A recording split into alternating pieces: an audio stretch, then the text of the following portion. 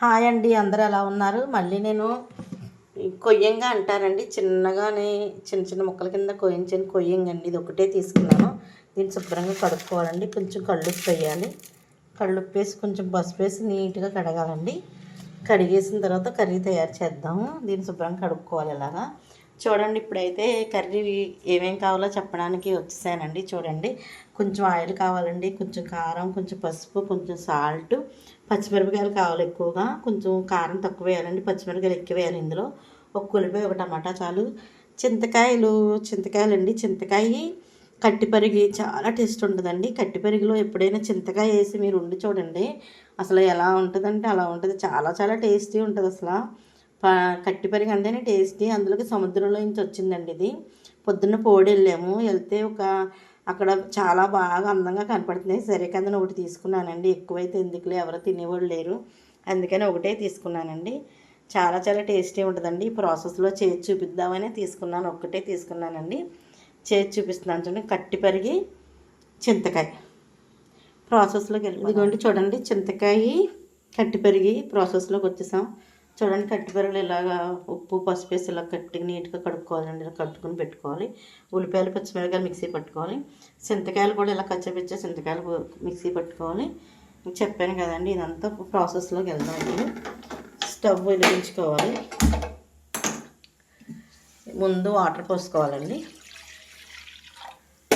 Water పోసుకోవాలి first. తర్వాత మనం ఉల్లిపాయలు పచ్చిమిరపకాయలు పేస్ట్ వేసేయాలి. ఇందులో వేసి అది అలా ఉంచేయాలి. ఇప్పుడు చేప ముక్కలు ఉన్నాయి కదా, వీటికి కొంచెం కారం, అంటే ఎక్కువగా కారం వేయకూడదండి, పచ్చిమిరపకాయలు కారం ఎక్కువ వేస్తాం కదా. కొంచెం కారం,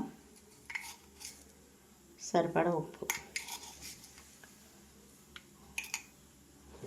ఆయిల్ పోయాలండి.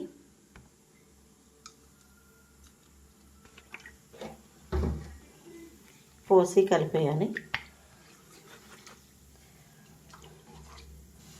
అలా కలిపేసుకోవాలండి. కలిపేసుకుని ఇప్పుడు ఇది ఉల్లిపాయలు పచ్చిమిరపకాయలు వేసుకున్న పేస్ట్లో ఇది వేసేసుకోవాలి.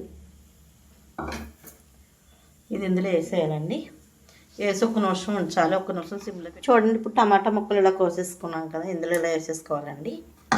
ఇప్పుడు చింతకాయ ఇలా కొట్టుకున్నాం కదా, బరగ్గా ఆడుకోవాలి. ఈ చింతకాయ కూడా వేసేసుకోవాలండి. ఇందులో వేసుకుని శుభ్రంగా కలిపేసుకుని ఒక 20 నిమిషాలు సిమ్లో పెట్టి వదిలేయాలి.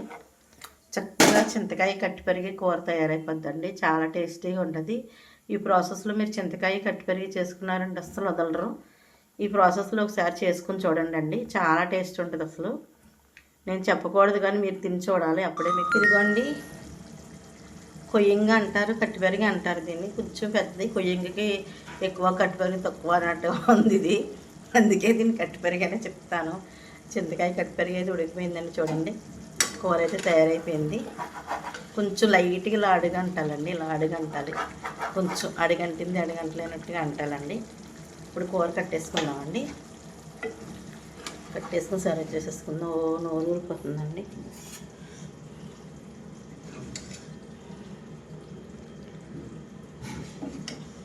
చూడండి, కర్రీ ఎంత బాగా వచ్చింది.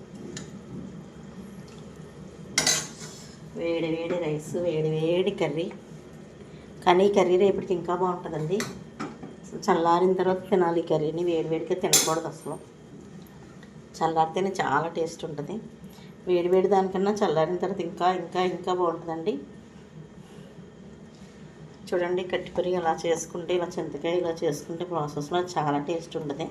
ఒకసారి మీకు అసలు నాకు నోరు ఊడిపోతుంది, నోరు కాలిపోతుంది.